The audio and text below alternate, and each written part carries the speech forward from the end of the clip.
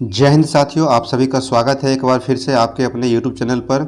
और इस चैनल पर आप लोग नए हैं तो इस चैनल को सब्सक्राइब कीजिए और इस वीडियो में अंत तक बने रहिए, क्योंकि ये जो है सेट प्रैक्टिस काफ़ी इंपॉर्टेंट होने वाला है। तो इस वीडियो में अंत तक आप लोग बने रहिए। तो चलिए शुरू करते हैं। ज्ञान बिंदु GS एकेडमी जो पटना का है, रोशन आनंद सर के द्वारा जो सेट प्रैक्टिस कराया जाता है उसका जो है सो सेट नंबर 5 आज देख लेते हैं। तो आइए देखते हैं फर्स्ट क्वेश्चन को। चलिए तो शुरू करते हैं। आज का फर्स्ट क्वेश्चन है, इंटरपोल का मुख्यालय कहाँ है। इंटरपोल का मुख्यालय कहाँ है, तो इसका जवाब हो जाएगा लियोन। लियोन जो है एक फ्रांस का शहर है, वहीं पे इंटरपोल का मुख्यालय है और इसे दुनिया का पुलिसमैन भी कहते हैं। चलिए अगला क्वेश्चन देखते हैं। अगला क्वेश्चन है कि राष्ट्रीय प्रतिरक्षा विज्ञान संस्थान कहाँ स्थित है। राष्ट्रीय प्रतिरक्षा विज्ञान संस्थान कहाँ स्थित है, तो इसका जवाब हो जाएगा ऑप्शन नंबर बी, नई दिल्ली में। नई दिल्ली में हो जाएगा। अगले क्वेश्चन को चलते हैं। महिलाओं के लिए ओलंपिक में शुरू किया गया पहला खेल कौन सा था। महिलाओं के लिए ओलंपिक में शुरू किया गया पहला खेल कौन सा था, तो इसका जवाब हो जाएगा गोल्फ। गोल्फ जो है महिलाओं के लिए प्रथम खेल था जो ओलंपिक में शुरू किया गया था। अगला क्वेश्चन है कि क्वेश्चन नंबर 4, बाह्य अंतरिक्ष में यात्रा करने वाला प्रथम मानव कौन था। बाह्य अंतरिक्ष में यात्रा करने वाला प्रथम मानव कौन था, तो ये थे यूरी गागरिन। यूरी गागरिन जो थे ये सोवियत संघ रूस के व्यक्ति थे और इन्होंने ही पहले अंतरिक्ष में क्या किया था, भ्रमण किया था। क्वेश्चन है कि निम्न में कौन सा सुमेलित है। निम्न में कौन सा सुमेलित है, तो इसका जवाब हो जाएगा ऑप्शन नंबर डी, सभी जो है से सुमेलित है। औद्योगिक विष अनुसंधान संस्थान कहाँ पे है, लखनऊ हो जाएगा। भारतीय बागवानी विश्वविद्यालय जो है ये आपको सोलन हिमाचल प्रदेश में हो जाएगा। और राष्ट्रीय डेयरी अनुसंधान कहाँ हो जाएगा, करनाल में हो जाएगा। चलिए चलते हैं अगले क्वेश्चन की ओर। इंद्राणी रहमान किस नृत्य की नृत्यांगना है। इंद्राणी रहमान किस नृत्य की नृत्यांगना है, तो इसका जवाब हो जाएगा ऑप्शन नंबर सी, ओडिसी की। ओडिसी नृत्य की जो है सो इंद्राणी रहमान जो एक नृत्यांगना है। अगला क्वेश्चन है कि किस भारतीय समुदाय ने भारत में पहली क्रिकेट क्लब की स्थापना की थी। किस भारतीय समुदाय ने भारत में पहली क्रिकेट क्लब की स्थापना किया था, तो इस प्रश्न का राइट आंसर हो जाएगा ऑप्शन नंबर डी, पारसी के द्वारा। पारसी के द्वारा जो है प्रथम क्रिकेट क्लब की स्थापना किया गया था। अगले क्वेश्चन की ओर चलते हैं। अगला क्वेश्चन है क्वेश्चन नंबर 8, स्वर्ण जयंती ग्राम स्वरोजगार योजना की शुरुआत कब हुआ था। स्वर्ण जयंती ग्राम रोजगार योजना की शुरुआत कब हुआ था, तो इस प्रश्न का राइट आंसर हो जाएगा आपको ऑप्शन नंबर ए, 1999 में। 1999 में हुआ था, 1999 में हुआ था। अगला क्वेश्चन है, अगला प्रश्न है new dimension of India's foreign policy के लेखक जो है सो वो कौन है। New dimension of India's foreign policy पुस्तक के लेखक कौन है, तो इस प्रश्न का राइट आंसर हो जाएगा आपको option number A, Atal Bihari Vajpayee. Atal Bihari Vajpayee हो जाएंगे इसका राइट आंसर। अगला प्रश्न है कि पशु राष्ट्रीय पशु के संदर्भ में सम्मिलित नहीं है। राष्ट्रीय पशु के संदर्भ में सम्मिलित नहीं है, तो इस प्रश्न का राइट आंसर हो जाएगा ऑप्शन नंबर बी, न्यूजीलैंड जो है न्यूजीलैंड का डोडो राष्ट्रीय पशु जो है यह संबंधित नहीं है, तो यही हो जाएगा इस प्रश्न का राइट आंसर। अगला क्वेश्चन है जीव मिल्खा सिंह, ज्योति रंधावा व टाइगर वुड्स किस खेल से संबंधित हैं, तो यह हो जाएगा गोल्फ से। ऑप्शन नंबर ए हो जाएगा इसका राइट आंसर। अगला क्वेश्चन देखते हैं, विश्व कवि के उपनाम से किन्हें जाना जाता है। विश्व कवि के उपनाम से किन्हें जाना जाता है, तो इस प्रश्न का राइट आंसर हो जाएगा option number B, Rabindranath Tagore को विश्व कवि के नाम से जाना जाता है। और इन्हें सर्वप्रथम साहित्य का नोबेल पुरस्कार 1913 में दिया गया था, जो कि गीतांजलि के लिए मिला था। चलिए अगले क्वेश्चन की ओर चलते हैं। अगला क्वेश्चन है क्वेश्चन नंबर 13, बिहार की प्रथम महिला उप मुख्यमंत्री कौन थी। बिहार, तो क्वेश्चन था कि बिहार की प्रथम महिला उप मुख्यमंत्री कौन थी, तो इसका जवाब हो जाएगा ऑप्शन नंबर सी, रेणु देवी। रेणु देवी। चलिए अगला क्वेश्चन देखते हैं। क्वेश्चन नंबर 14, एक मिश्र धातु है। एक मिश्र धातु है, तो इस प्रश्न का राइट आंसर हो जाएगा एक समांगी मिश्रण। एक समांगी मिश्रण। मिश्र धातु क्या होता है, समांगी मिश्रण होता है। अगला क्वेश्चन देख लेते हैं। क्वेश्चन नंबर 15, निम्नलिखित में से कौन सा लवण क्रिस्टलीकरण जल नहीं होता है। निम्नलिखित में से कौन सा लवण क्रिस्टलीकरण जल नहीं रखता है? तो इसका राइट आंसर हो जाएगा option number B, baking soda. Baking soda जो होता है क्रिस्टलीकरण जल नहीं रखता है। अगला क्वेश्चन नंबर 16 हो जाएगा, निम्नलिखित परिघटनाओं का कौन सा समुच्च ताप बढ़ने पर बढ़ेगा? निम्नलिखित घटनाओं का कौन सा समुच्च ताप बढ़ने पर क्या होता है? बढ़ेगा। तो इसका जो जवाब हो जाएगा वो हो जाएगा ऑप्शन नंबर सी हो जाएगा इसका जवाब। पहले है वाष्पन की घटना, फिर है विसरण की घटना और तीसरा हो जाएगा गैसों का प्रसार। यह जो है सबसे ज़्यादा जो होता है वाष्पन हो जाएगा ताप बढ़ने पे, उसके बाद क्या होगा? विसरण हो जाएगा। यहाँ पे थोड़ा ऑप्शन में मिस्टेक है, आप लोग सही कर लीजिएगा। विसरण हो जाएगा और उसके बाद क्या होगा? गैसों का प्रसार। चलिए अगले क्वेश्चन को चलते हैं। निम्नलिखित में से कौन सा समांगी प्रकृति के हैं? निम्नलिखित में से कौन सा समांगी मिश्रण की प्रकृति है, उसके प्रकृति का हो जाएगा। तो इस प्रश्न का राइट आंसर हो जाएगा आपको option number C. Option number C हो जाएगा, यहाँ पे कूट में दिया हुआ है। तो सी का मतलब हो गया ऑप्शन नंबर ए और ऑप्शन नंबर 4, बर्फ और वायु। बर्फ और वायु क्या होता है? समांगी प्रकृति के होते हैं। चलिए आगे देख लेते हैं, निम्नलिखित में से किसमें अणुओं की संख्या अधिकतम होगी? निम्नलिखित में से किसमें अणुओं की संख्या अधिकतम होगी? तो इसका जवाब हो जाएगा ऑप्शन नंबर सी, 1GH2। 1GH2 है यहाँ पे। चलिए आगे देख लेते हैं, रदरफोर्ड के अल्फा कण प्रकीर्णन के प्रयोग परिणाम स्वरूप किसका खोज किया गया था?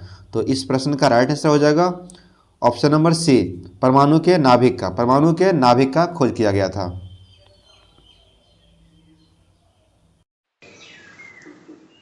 तो इस प्रश्न का राइट आंसर हो जाएगा ऑप्शन नंबर सी, परमाणु के नाभिक। चलिए अगले क्वेश्चन की ओर चलते हैं। कोई कण का आकार के वृत्ताकार पथ में गमन कर रहा है, अर्धवृत्त पूरा करने के पश्चात इसका विस्थापन क्या होगा? तो इस प्रश्न का राइट आंसर हो जाएगा 2r। क्या हो जाएगा? 2r हो जाएगा इस प्रश्न का right answer, option number C, 2r हो जाएगा। आगे देख लेते हैं, वायुमंडल पृथ्वी से जकड़ा हुआ है। वायुमंडल पृथ्वी से जकड़ा हुआ है। तो इस प्रश्न का राइट आंसर हो जाएगा ऑप्शन नंबर ए, गुरुत्वाकर्षण के द्वारा। वायुमंडल पृथ्वी से जकड़ा हुआ है। दरअसल वायुमंडल होने का कारण ही पृथ्वी पर गुरुत्वाकर्षण की उपस्थिति है। चलिए तो इसका आंसर हो जाएगा ऑप्शन नंबर ए, गुरुत्व बल द्वारा। अगला क्वेश्चन नंबर 22 है, ऋणात्मक कार्य के प्रकरण में बल एवं विस्थापन के बीच का कोण क्या होता है? तो इस प्रश्न का राइट आंसर हो जाएगा option number D, 180 degree. 180 degree हो जाएगा इस प्रश्न का राइट आंसर। अगले प्रश्न की ओर चलते हैं, किसी छिन्न ध्वनि को प्रबल ध्वनि में परिवर्तित करने के लिए किसमें वृद्धि करनी होगी? तो छिन्न ध्वनि को प्रबल ध्वनि में परिवर्तित करने के लिए इसके आयाम में वृद्धि करना होगा। ठीक है, अगले क्वेश्चन की ओर चलते हैं।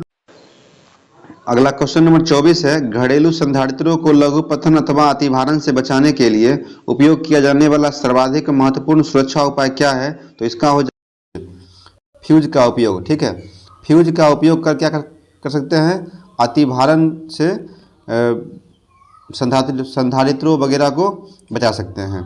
चलिए अगला क्वेश्चन है, तो इस प्रश्न का राइट आंसर हो जाएगा ऑप्शन नंबर बी। अगला क्वेश्चन है, निम्नलिखित में से कौन किसी बिंदु स्रोत से उस पर आपतित प्रकाश का समानांतर प्रकाश पुंज बना सकता है? तो इस प्रश्न का राइट आंसर हो जाएगा आपको option number A. Option number A हो जाएगा, अवतल दर्पण और उत्तल लेंस दोनों। अवतल दर्पण और उत्तल लेंस दोनों हो जाएगा। अगला क्वेश्चन है, इष्ट का उपयोग निम्न में से किसके उत्पादन में होता है? तो इस प्रश्न का राइट आंसर हो जाएगा option number B, alcohol. Alcohol के उपयोग में इष्ट का प्रयोग होता है। चलिए चलते हैं अगले क्वेश्चन की ओर। तिलक तथा एनी बेसेंट के द्वारा होम रूल लीगों को पुनः कब मिला दिया गया था? तिलक तथा एनी बेसेंट द्वारा बनाए गए होमरी लीगों को एक में मिला दिया गया था। कब? तो इस प्रश्न का राइट आंसर हो जाएगा ऑप्शन नंबर बी 1918 में। 1918 में एनी बेसेंट और तिलक के द्वारा जो होम रूल बनाया था इसको जो है सो एक कर दिया गया। होम रूल लीग की स्थापना कब हुआ था? तो यह जो है सो 1916 में हुआ था। इसकी दो शाखा थी, एक एनी बेसेंट वाला था और एक बाल गंगाधर तिलक वाला था। चलिए आगे चलते हैं। अगला क्वेश्चन है क्वेश्चन नंबर 28 में असत्य कथन का चयन कीजिए। निम्नलिखित में से असत्य कथन का चयन कीजिए। तो इस प्रश्न का जो राइट आंसर हो जाएगा वो हो जाएगा option number C. Option number C वाला कथन जो है सो असत्य है, बाकी सभी जो है सो सही हैं। तो सही वाले कथन को हम लोग पढ़ लेते हैं। ऑप्शन नंबर एम दिया हुआ है, हमें अधिक वृक्ष लगाने के लिए प्रोत्साहित किया जाता है ताकि पर्यावरण शुद्ध तथा जैव मात्रा ईंधन भी प्राप्त हो। सही है। दूसरा ऑप्शन है, जब फसलों वनस्पति के अवशिष्टों तथा ऑक्सीजन की अनुपस्थिति में विघटन होता है तो जैव गैस उत्पन्न होता है। ये भी सही है, बायोगैस बनता है। और चौथा ऑप्शन था, जैव मात्रा ऊर्जा का नवीकरणीय स्रोत है। तो ये तीन ऑप्शन सही थे और ये जो था ऑप्शन नंबर सी इस प्रश्न का राइट आंसर होगा, क्योंकि यह कथन जो था सो असत्य था। अगला क्वेश्चन है 30, चीनी को अल्कोहल में परिवर्तित करने का प्रक्रम क्या कहलाता है? चीनी को अल्कोहल में परिवर्तित करने का प्रक्रम क्या कहलाता है? तो इस प्रश्न का जो राइट आंसर हो जाएगा वो हो जाएगा ऑप्शन नंबर बी, फर्मेंटेशन, किण्वनीकरण कहते हैं इसको। तो चीनी को अल्कोहल में बदलने की प्रक्रिया क्या कहलाता है? फर्मेंटेशन, किण्वनीकरण। चलिए अगला क्वेश्चन है क्वेश्चन नंबर 30, निम्नलिखित में से कौन से समूहों के केवल जैव निम्नीकरणीय पदार्थ हैं? इस समूह में जो है कौन सा जैव निम्नीकरण पदार्थ है उसको टिक करना है। तो जैव निम्नीकरण का अर्थ है कि यह जो है सो मिट्टी में आसानी से फिर से जो है सो विलीन हो जाए। तो इस प्रश्न का जो राइट आंसर हो जाएगा वो हो जाएगा ऑप्शन नंबर सी, फलों के छिलके, केक एवं नींबू का रस, ये जो है मिट्टी में आसानी से सड़ सकते हैं। तो यही इस प्रश्न का राइट आंसर हो जाएगा। आगे देखते हैं, निम्नलिखित में से कोई एक चुनिए जो राइबोसोम के बारे में सच नहीं है। तो पढ़ लेते हैं हम लोग। इसका ऑप्शन जो है, दो उप इकाइयों का बना होता है। तो ये जो है कथन सत्य है। इसमें दो क्या होते हैं? उप इकाई। इसमें कितना होता है? दो होता है। तो ये जो हो जाएगा सत्य हो जाएगा। पॉलीसोम बनता है, तो ये भी इसका सही कथन है। दूसरा है mRNA के साथ जुड़ा होता है, तो ये भी सही है। और तीसरा है कि प्रोटीन संश्लेषण में इसका कोई योगदान नहीं है। ये ऑप्शन जो है गलत लिखा हुआ है, क्योंकि प्रोटीन का निर्माण जो है राइबोसोम में ही होता है। इसलिए इस प्रश्न का राइट आंसर क्या हो जाएगा? ऑप्शन नंबर डी हो जाएगा। इस प्रश्न का right answer option number D हो जाएगा। चलिए चलते हैं अगले क्वेश्चन की ओर। अगला प्रश्न है, घरेलू मक्खी को वर्गीकी संवर्ग के किस गण मतलब ऑर्डर में रखा गया है? तो इस प्रश्न का राइट आंसर हो जाएगा option number B. Option number B, Diptera में। डिप्थेरा इस प्रश्न का राइट आंसर हो जाएगा। अगला क्वेश्चन नंबर 33 है, स्तंभ 1 में दिए गए पादपों की स्तंभ 2 में दिए गए पादप वर्ग से मिलान करो। तो इसमें जो हो जाएगा आप लोग को इसका जवाब हो जाएगा option number C. Option number C हो जाएगा इसमें राइट आंसर इसका ऑप्शन नंबर सी। 1 का 3 हो जाएगा। क्लेडोमाइडोमोनास जो है ये शैवाल में आते हैं। साइकस जो है ये हो जाएगा जिम्नोस्पर्म में। जिम्नोस्पर्म उसे कहते हैं जिसमें क्या होता है? नग्न बीजी पाए जाते हैं। सिलेंजिलेनस लेंस अगला है ऑप्शन सी में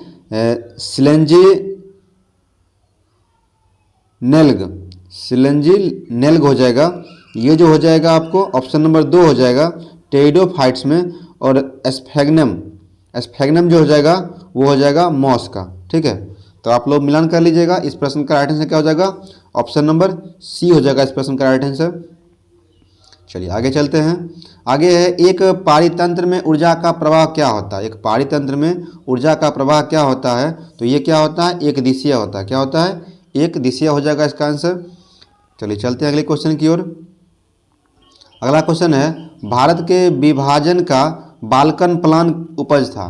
भारत के विभाजन का बाल्कन प्लान जो था यह किसका उपज था? तो इस प्रश्न का राइट आंसर हो जाएगा option number C, option number C, Lord Mountbatten का। लॉर्ड माउंटबेटन हो जाएगा, लॉर्ड माउंटबेटन के मस्तिष्क का।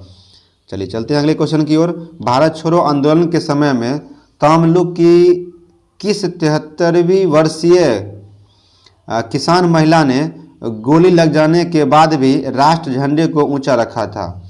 क्वेश्चन है, भारत छोड़ो आंदोलन के समय में तमलुक की किस 73 वर्षीय महिला किसान जो थी गोली लगने के बाद भी राष्ट्रीय झंडे को खड़ा रखी थी या ऊंचा रखी थी?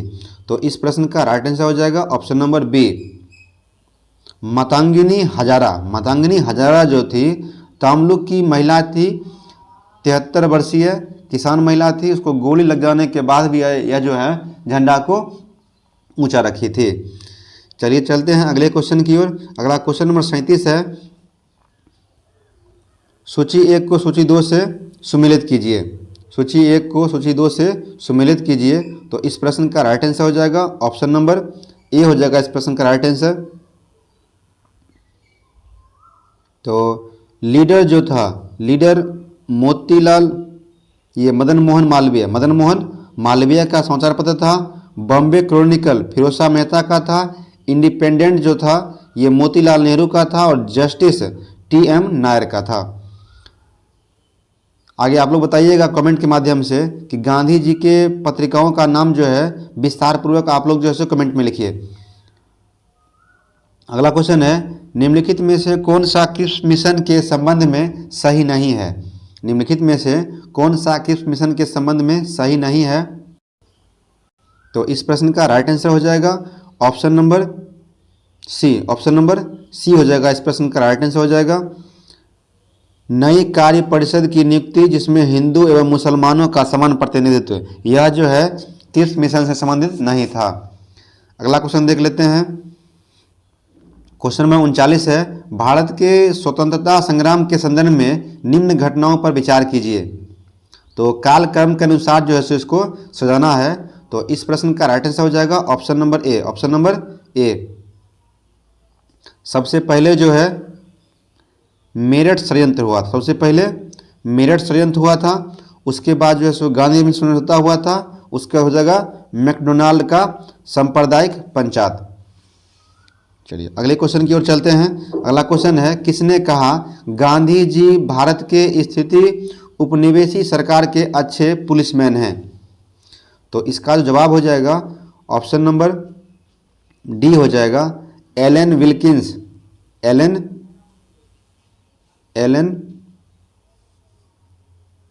एक मिनट। तो इस प्रश्न का राइट आंसर हो जाएगा ऑप्शन नंबर डी हो जाएगा इसका, एलन विक्सन। एलन विक्सन ने कहा था। चलिए आगे देख लेते हैं। अगला क्वेश्चन है क्वेश्चन नंबर 41 हो जाएगा कि गदर पार्टी की स्थापना किस वर्ष हुआ था? गदर पार्टी की स्थापना किस वर्ष हुआ था? तो इस प्रश्न का राइट आंसर हो जाएगा ऑप्शन नंबर बी हो जाएगा इसका राइट आंसर। और 1913 में कहाँ किया गया था? यूएसए का एक जगह है सैन फ्रांसिस्को, वहाँ पे कौन किए थे? लाला हरदयाल और सोहन सिंह भकना ने किया था। आगे देख लेते हैं, अधोलिखित में कौन सुमेलित नहीं है? निम्नलिखित में जो है कौन सही नहीं है? अधिवेशन के बारे में दिया गया है और उसके बाद जो है उसके अध्यक्ष के बारे में दिया गया है। तो देख लेते हैं कौन सही नहीं है। 1896 में रहमतुल्लाह सियानी के बारे में लिखा हुआ है, तो यह जो हो जाएगा सही है। दूसरा है ऑप्शन नंबर बी, 1894 में अल्फ्रेड वेब, ये भी सही है। और 1895 में आनंद मोहन बोस, ये ऑप्शन जो हो जाएगा गलत है। तो यही जो हो जाएगा इस प्रश्न का राइट आंसर हो जाएगा। और 97 में कौन थे? MC शंकर नारायण, ये भी सही है। चलिए अगला है, बघेरा विद्रोह कहाँ हुआ था? बघेरा विद्रोह कहाँ हुआ था? तो इस प्रश्न का राइट आंसर हो जाएगा ऑप्शन नंबर डी, बघेरा विद्रोह कहाँ हुआ था? बड़ौदा में हुआ था। कहाँ हुआ था? बड़ौदा में हुआ था। चलिए अगले क्वेश्चन की ओर चलते हैं। अगला क्वेश्चन है, पटना में स्थित गोलघर का निर्माण किस गवर्नर जनरल के काल में हुआ था? पटना में स्थित गोलघर का निर्माण किस गवर्नर जनरल के काल में हुआ था? तो इसका राइट आंसर हो जाएगा ऑप्शन नंबर डी, कर्नवालिस के समय में। कर्नवालिस के समय में हो जाएगा इसका आंसर। अगला क्वेश्चन है, बिहार आने वाला पहला अंग्रेज यात्री कौन था? बिहार आने वाला पहला अंग्रेज यात्री कौन था? तो इसका जवाब हो जाएगा Ralph Fitch. Ralph Fitch option number C हो जाएगा इस प्रश्न का राइट आंसर। चलिए आगे देखते हैं। अगला क्वेश्चन है कि बिहार के उत्तरी गंगा के मैदानी भाग का निर्माण हुआ है। बिहार के उत्तरी गंगा के मैदानी भाग का निर्माण हुआ है। तो इस प्रश्न का राइट आंसर हो जाएगा option number B. Option number B, Ganga और उसकी सहायक नदियों के निक्षेप से। गंगा और उसकी सहायक नदियों के निक्षेप से जो है उत्तरी बिहार के गंगा मैदानी क्षेत्र का निर्माण हुआ है। अगला क्वेश्चन है, भारत में राष्ट्रीय आय का आंकड़ा कौन जारी करता है? भारत में राष्ट्रीय आय का आंकड़ा कौन जारी करता है? तो इस प्रश्न का राइट आंसर हो जाएगा नेशनल स्टैटिस्टिक्स ऑर्गेनाइजेशन, NSO। अगला है, सतत विकास शब्द कब अस्तित्व में आया? सतत विकास शब्द किस वर्ष जो है अस्तित्व में आया था? तो इस प्रश्न का राइट आंसर हो जाएगा option number A. Option number A हो जाएगा इस प्रश्न का राइट आंसर 1980 में। अगला है, सन 1977-78 में काम के बदले अनाज कार्यक्रम योजना की शुरुआत किस पंचवर्षीय योजना में शुरू की गई थी? काम के बदले अनाज योजना जो है 1977-78 में किस पंचवर्षीय योजना में इसकी शुरुआत किया गया था? तो इस प्रश्न का जवाब हो जाएगा ऑप्शन नंबर बी, पाँचवीं पंचवर्षीय योजना। पाँचवीं पंचवर्षीय योजना हो जाएगा। आगे देख लेते हैं, किसान दिवस पूर्व प्रधानमंत्री चौधरी चरण सिंह के जन्म दिवस पर मनाया जाता है। तो यह तारीख कौन सा हो जाएगा? यह तारीख कौन सी है? तो यह जो है हो जाएगा option number A. Option number A, 23 सितंबर को। 23 सितंबर को। अगला प्रश्न देख लेते हैं। अगला प्रश्न है, निम्नलिखित राज्यों में से कौन सर्वप्रथम ई राशन कार्ड सेवा प्रारंभ किया था? निम्नलिखित में से किस राज्य ने सर्वप्रथम e ration card, electronic ration card जो है सबसे पहले कौन शुरू किया है? तो इस प्रश्न का राइट आंसर हो जाएगा option number B. Option number B, Delhi. Delhi जो है ई राशन कार्ड सेवा शुरू किया था। अगला क्वेश्चन है, स्टार्टअप्स की विशेष आवश्यकताओं को पूरा किया जाता है। तो इसका जवाब हो जाएगा ऑप्शन नंबर डी, उपरोक्त में से सभी। तो सभी में क्या आ जाएगा? दूत निवेशकों के माध्यम से, जोखिम युक्त पूंजी से, भीड़ वित्त पोषण के माध्यम से। अगला क्वेश्चन है, तेल एवं प्राकृतिक गैस आयोग की स्थापना कब किया गया था? ONGC की स्थापना कब किया गया था? तो इस प्रश्न का राइट आंसर हो जाएगा option number B. Option number B, 1956 हो जाएगा इस प्रश्न का राइट आंसर। चलिए चलते हैं अगले क्वेश्चन की ओर। निम्नलिखित में से किसके द्वारा वित्तीय समावेशन पर अपनी संस्तृतियां दी थी? तो इस प्रश्न का राइट आंसर हो जाएगा option number A. Option number A इस प्रश्न का राइट आंसर हो जाएगा रंगराजन समिति। रंगराजन समिति। अगला क्वेश्चन है क्वेश्चन नंबर 55, राज्य भविष्य निधि के अंतर्गत सरकार जो मुद्रा पाती है उसको जमा किया जाता है। तो इसका जवाब हो जाएगा ऑप्शन नंबर डी, सार्वजनिक लेखा निधि में। सार्वजनिक लेखा निधि में हो जाएगा इसका आंसर। अगले क्वेश्चन को चलते हैं। अगला क्वेश्चन है, शिक्षण में निपुणता सीखने की राजनीति मास्टरी लर्निंग मॉडल किसके द्वारा डिजाइन की गई थी? मास्टरी लर्निंग मॉडल जो है किसके द्वारा डिजाइन किया गया था? तो इसका जवाब हो जाएगा ऑप्शन नंबर डी हो जाएगा BS ब्लूम के द्वारा। अगला क्वेश्चन है, दर्शन और शिक्षा एक ही सिक्के के दो पहलू हैं, किसने कहा था? तो इस प्रश्न का राइट आंसर हो जाएगा ऑप्शन नंबर बी, रास ने जो है कहा था कि दर्शन और शिक्षा एक सिक्के के दो पहलू हैं। अगला क्वेश्चन है, भारत सरकार ने संविधान के किस अनुच्छेद के तहत पर्यावरण संरक्षण अधिनियम 1986 को पारित किया था? तो इस प्रश्न का राइट आंसर हो जाएगा आपको ऑप्शन नंबर सी हो जाएगा अनुच्छेद 253। अनुच्छेद 253 के तहत पर्यावरण संरक्षण अधिनियम 1986 पारित किया गया था। आइए चलते हैं अगले क्वेश्चन की ओर। जो है यह कथन दिया गया कि कौन सा कथन सही है? तो इस प्रश्न का जो राइट आंसर हो जाएगा वो हो जाएगा ऑप्शन नंबर डी हो जाएगा। तो कूट में इसका जवाब क्या हो जाएगा? ऑप्शन नंबर डी, 1, 2 और 3 तीनों सही हैं। तीनों सही हैं। तो एक बार देख लेते हैं इसको, तीनों कूट को। तो इसमें दिया हुआ है कि खाद्य श्रृंखला में मानव प्राथमिकता एवं द्वितीय उपभोक्ता होता है। खाद्य श्रृंखला में मानव क्या होता है? प्राथमिक एवं द्वितीय उपभोक्ता होता है। दूसरा कोड दिया गया है, खाद्य जाल एक संपूर्ण समुदाय के सभी जीवों में संबंध स्थापित करता है। ये भी सही है। और तीसरा कथन दिया गया है, जैव संचयन को पार्ट्स प्रति मिलियन में मापा जाता है। तो यह तीनों कथन जो है वह सही हो जाएगा। तो इसलिए इस प्रश्न का राइट आंसर हो जाएगा option number D. Option number D हो जाएगा इस प्रश्न का राइट आंसर। चलिए चलते हैं अगले क्वेश्चन की ओर। निम्नलिखित में से कौन सा कथन सही नहीं है? निम्नलिखित में से कौन सा कथन सही नहीं है? तो बताइए आप लोग, इस प्रश्न का राइट आंसर क्या होगा? तो इसका जवाब हो जाएगा ऑप्शन नंबर सी हो जाएगा।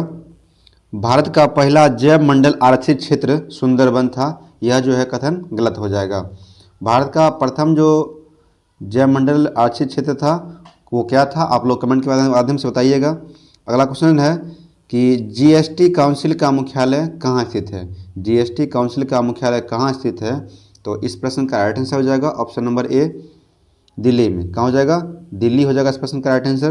अगला क्वेश्चन देख लेते हैं, राज्य सूचना आयोग किस प्रकार की संस्था है? राज्य सूचना आयोग किस प्रकार की संस्था है? तो इसका जवाब हो जाएगा सांविधिक। क्या हो जाएगा? सांविधिक इसका राइट आंसर हो जाएगा। अगला क्वेश्चन है, भारत के संविधान के वे अनुच्छेद जो जम्मू कश्मीर राज्य में स्वयमेव लागू होते हैं। तो इस प्रश्न का राइट आंसर हो जाएगा ऑप्शन नंबर सी, अनुच्छेद 1 एवं अनुच्छेद 170 का डी। अगला प्रश्न है, सर्वोच्च न्यायालय के बारे में कौन सा कथन सही नहीं है? तो इस प्रश्न का राइट आंसर हो जाएगा option number C. Option number C, यह राज्य के नीति निर्देशक सिद्धांतों के रक्षक के रूप में कार्य करता है। यह जो है कथन सत्य नहीं है। अगला क्वेश्चन देख लेते हैं, क्वेश्चन नंबर 65 हो जाएगा, किनके नेतृत्व में रियासती मंत्रालय बनाया गया था? तो इस प्रश्न का राइट आंसर हो जाएगा option number A, Sardar Patel के नेतृत्व में जो है रियासती मंत्रालय बनाया गया था। और इसके मंत्री कौन थे? सरदार वल्लभ भाई पटेल ही थे। और इन्हीं के जन्मदिन पर जो है सो एकता दिवस मनाया जाता है 31 अक्टूबर को। और स्टैच्यू ऑफ यूनिटी जो है गुजरात के केवड़िया जिला में है, जो इन्हीं की प्रतिमा है। अगला क्वेश्चन है, 8वीं अनुसूची के संदर्भ में कौन सा कथन सत्य नहीं है? 8वीं अनुसूची के संदर्भ में कौन सा कथन सत्य नहीं है? तो इस प्रश्न का राइट आंसर हो जाएगा option number D. Option number D इस प्रश्न का राइट आंसर हो जाएगा। मैथिली, संथाली, डोगरी एवं बोडो 51वां संशोधन 2003 में जोड़ा गया। यह जो कथन है सो असत्य हो जाएगा। अगला प्रश्न है, किस देश के संविधान से भारत की संघीय व्यवस्था प्रभावित नहीं है? किस देश के संविधान से भारत की संघीय व्यवस्था प्रभावित नहीं है? तो इस प्रश्न का राइट आंसर हो जाएगा option number D. Option number D हो जाएगा दक्षिण अफ्रीका इस प्रश्न का राइट आंसर हो जाएगा। ऑप्शन नंबर डी हो जाएगा इसमें। चलिए अगला क्वेश्चन देख लेते हैं। अगला क्वेश्चन है, संविधान की उद्देशिका के संबंध में निम्न कथनों पर विचार कीजिए और दिए गए कूट की सहायता से बताइए कि इनमें से कौन सा कथन सही है। तो इस प्रश्न का जो राइट आंसर हो जाएगा वो हो जाएगा option number B. Option number B इस प्रश्न का राइट आंसर हो जाएगा। 1, 2 और 4। तो देख लेते हैं क्या है। एक में क्या है, पंडित नेहरू द्वारा प्रस्तुत ऑब्जेक्टिव प्रस्ताव अंतोगत्वा उद्देशिका बना, ये कथन सही है। दूसरा कथन जो सही है यह है कि इसकी प्रकृति न्याय योग्य नहीं है, यह भी सही है। और लास्ट जो सही है कथन वो है कि संविधान के विशिष्ट प्रावधानों को रद्द नहीं किया जा सकता है, तो ये भी सही है। चलिए अगला क्वेश्चन है, संविधान सभा का गठन कब किया गया था? संविधान सभा का गठन कब किया गया था? तो इस प्रश्न का राइट आंसर हो जाएगा ऑप्शन नंबर सी, जुलाई 1946 में। जुलाई 1946 में। अगला क्वेश्चन है, वे प्रथम भारतीय कौन थे जिन्हें वायसराय की कार्यपालिका परिषद का सदस्य बनाया गया था? तो इस प्रश्न का राइट आंसर हो जाएगा option number C. Option number C हो जाएगा सत्येंद्र प्रसाद सिन्हा। अगला क्वेश्चन है, प्रथम विधि आयोग का गठन किसकी अध्यक्षता में किया गया था? प्रथम विधि आयोग का गठन किसकी अध्यक्षता में किया गया था? तो इसका सही जवाब हो जाएगा option number B, Macaulay, Lord Macaulay की अध्यक्षता में किया गया था। अगला क्वेश्चन है,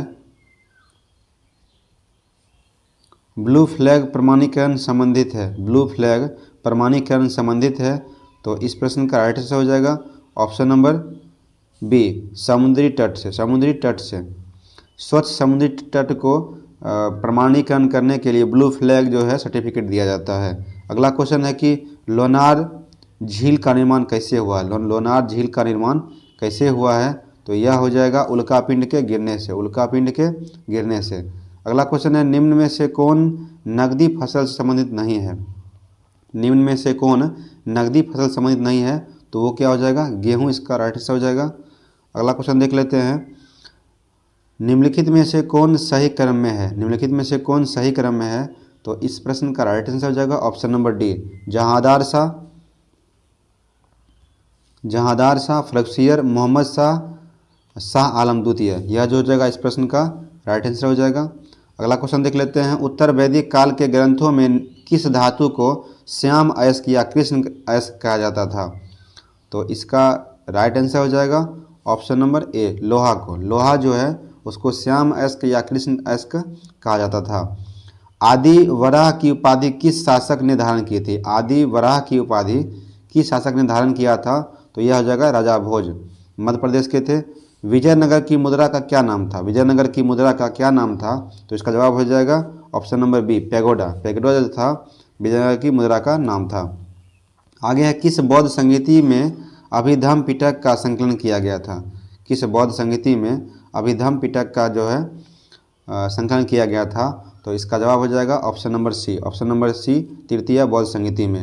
अगला क्वेश्चन है, शासन जनता के समर्थन पर आधारित होना चाहिए, दिल्ली सल्तनत में सर्वप्रथम इस सिद्धांत का प्रतिपादन किसने किया था, तो इसका जवाब हो जाएगा option number C, Jalaluddin Khilji ने, जलालुद्दीन खिलजी ने।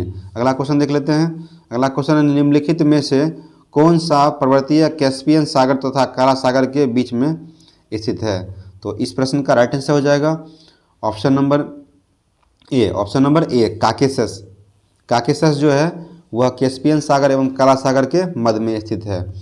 स्पिनिंग जेनी क्या है, स्पिनिंग जेनी क्या है, तो इस प्रश्न का राइट आंसर हो जाएगा ऑप्शन नंबर बी, परंपरागत तकलियों को की उत्पादन बढ़ाने वाला मशीन, ठीक है। अगला है, पलामू विद्रोह को कुचलने के लिए किसने सेना भेजी थी, पलामू विद्रोह को कुचलने के लिए किसने सेना भेजी थी, तो इसका जवाब हो जाएगा option number D, Colonel Dalton ने, कर्नल डाल्टन ने पलामू विद्रोह को कुचलने के लिए सेना भेजी थी। अगला क्वेश्चन है क्वेश्चन नंबर 84, निम्न में से कौन सा कथन असत्य है, तो इस प्रश्न का राइट आंसर हो जाएगा ऑप्शन नंबर सी, और सभी कथन क्या हो जाएंगे, सही हो जाएंगे, लेकिन इस प्रश्न का जो ये जो दिया हुआ है कथन वह असत्य है, ऑप्शन नंबर सी जो है असत्य दिया हुआ है, तो इसलिए इस प्रश्न का राइट आंसर क्या हो जाएगा ऑप्शन नंबर सी, मानववाद ने समाज से सभी प्रकार के शोषण का अंत कर दिया था, ये कथन जो हो जाएगा असत्य हो जाएगा। अगला क्वेश्चन है, जर्मनी में प्रथम विश्व युद्ध के बाद गणतंत्र की स्थापना कहाँ हुई थी, जर्मनी में प्रथम विश्व युद्ध के बाद गणतंत्र की स्थापना कहाँ हुई थी, तो इस प्रश्न का राइट आंसर हो जाएगा वाइमर, वाइमर हो जाएगा प्रश्न का राइट आंसर। अगला क्वेश्चन देख लेते हैं, किसने अपनी संकुचित विचारधारा का परिचय देते हुए एक जार, एक चर्च और एक रूस का नारा दिया था, तो इस प्रश्न का राइट आंसर हो जाएगा option number C, option number C, Alexander तृतीय ने, अलेक्जेंडर तृतीय ने। अगला क्वेश्चन है, पल्लवों की राजभाषा थी, तो इसका हो जाएगा संस्कृत, और पल्लवों की राजधानी कहाँ थी, कांचीपुरम हो जाएगा। अगला क्वेश्चन है कि कौन सा ग्रह मीथेन के छल्लों से घिरा हुआ है, कौन सा ग्रह मीथेन के छल्लों से घिरा हुआ है, तो इस प्रश्न का राइट आंसर हो जाएगा ऑप्शन नंबर डी, नेपच्यून। अगला क्वेश्चन देख लेते हैं, बेसाल्ट, ग्रेनाइट और ग्रेवो किस प्रकार की चट्टानें हैं, बेसाल्ट, ग्रेनाइट और ग्रेवो किस प्रकार की चट्टानें हैं, तो इसका जवाब हो जाएगा ऑप्शन नंबर बी हो जाएगा, आग्नेय का उदाहरण है ये सभी। अगला है, किस महासागर में विश्व की 1/3 भूमि सतह है, किस महासागर में विश्व की 1/3 भूमि सतह है, तो इस प्रश्न का क्वेश्चन है कि किस महासागर में विश्व की 1/3 भूमि सतह है, तो इस प्रश्न का राइट आंसर हो जाएगा ऑप्शन नंबर सी, प्रशांत महासागर में, प्रशांत महासागर हो जाएगा इस प्रश्न का राइट आंसर। अगला क्वेश्चन देख लेते हैं, अगला क्वेश्चन है कि निम्नलिखित में से कौन निम्नलिखित में से नदियों का कौन सा जोड़ा सबसे पहले जोड़ा गया था? निम्नलिखित में से कौन सी नदियों का जोड़ा सबसे पहले जोड़ा गया था? तो इस प्रश्न का राइट आंसर हो जाएगा ऑप्शन नंबर सी, गोदावरी और कृष्णा। गोदावरी और कृष्णा हो जाएगा। अगला क्वेश्चन है कि निम्नलिखित में से कौन सा शास्त्रीय नृत्य अपने वर्तमान स्वरूप में मुगल परंपरा से प्रभावित है? तो इस प्रश्न का राइट आंसर हो जाएगा ऑप्शन नंबर डी, जो कि उत्तर भारत का है, कथक नृत्य। अगला है असम में स्थित बराक घाटी किस लिए प्रसिद्ध है? असम में स्थित बराक घाटी जो है किस लिए प्रसिद्ध है? तो यह हो जाएगा चाय की खेती के लिए, चाय की खेती के लिए, ऑप्शन नंबर बी। अगला क्वेश्चन है कि तिपाई मुख बांध का विवाद किन दो देशों के बीच में है? तिपाई मुख बांध का विवाद किस दो देश के बीच में है? तो ये हो जाएगा भारत और बांग्लादेश, भारत और बांग्लादेश हो जाएगा इस प्रश्न का राइट आंसर। चलिए अगला क्वेश्चन देख लेते हैं। निम्नलिखित में से कौन सा कथन असत्य है? निम्नलिखित में से कौन सा कथन असत्य है? तो इस प्रश्न का राइट आंसर हो जाएगा option number B, option number B हो जाएगा इस प्रश्न का राइट आंसर। गुजरात राज्य में काली मिट्टी का सर्वाधिक विस्तार है, यह कथन असत्य है, क्योंकि महाराष्ट्र में इसका जो है सो इसका विस्तार सबसे ज़्यादा है। अगला क्वेश्चन देख लेते हैं। किस राज्य में कोरापुट जिले के पंचपटमाली में एशिया की सबसे बड़ी बॉक्साइट की खान है? तो यह हो जाएगा ओडिशा में। यह कहाँ हो जाएगा? ओडिशा में हो जाएगा। तो इस प्रश्न का राइट आंसर हो जाएगा ऑप्शन नंबर सी, ओडिशा। अगला क्वेश्चन 97वां क्वेश्चन है। भारत निम्न में से किस देश के साथ लंबी सीमा साझा करता है? तो इस प्रश्न का राइट आंसर हो जाएगा ऑप्शन नंबर सी, चीन के साथ। ऐसे बांग्लादेश के साथ जो है भारत का सीमा विस्तार सबसे अधिक है। अगला क्वेश्चन है। कंप्यूटर निम्नलिखित में से कौन सा कार्य नहीं करता है? तो इस प्रश्न का राइट आंसर हो जाएगा option number C, understanding. Understanding इसका राइट आंसर हो जाएगा। अगला है कि QWERTY कीबोर्ड में कुल कितनी कुंजियाँ होती है? तो ये हो जाएगा ऑप्शन नंबर ए, इसका राइट आंसर हो जाएगा। ऐसे हो जाएगा। क्वेश्चन पूछता है कि स्टैंडर्ड कीबोर्ड में कीवर्ड की संख्या क्या होता है? तो हो जाएगा 104। यहाँ पर दिया हुआ QWERTY कीबोर्ड में कुल कितनी कुंजियाँ होती है? तो 104 होता है। और क्वेश्चन पूछता है कि फंक्शन की संख्या कितना होता है? तो ये 12 होता है। अगला हो जाएगा। निम्न में से किस मंदिर को यमनिका तीर्थ भी कहा जाता है? निम्नलिखित में से किस मंदिर को यमनिका तीर्थ भी कहा जाता है? तो इस प्रश्न का राइट आंसर हो जाएगा ऑप्शन नंबर बी, जगन्नाथपुरी को। यह मंदिर कहाँ पे हो जाएगा? यह मंदिर उड़ीसा राज्य में है और यह जो है विष्णु भगवान से संबंधित है। तो आप लोग जो है इस वीडियो को अधिक से अधिक शेयर कीजिए और यह भी बताइए कि यह वीडियो आप लोगों को कैसा लगा। और इस चैनल पर आप लोग नए हैं तो इस चैनल को सब्सक्राइब कीजिए और इस वीडियो को अधिक से अधिक शेयर कीजिए। Thank you for watching.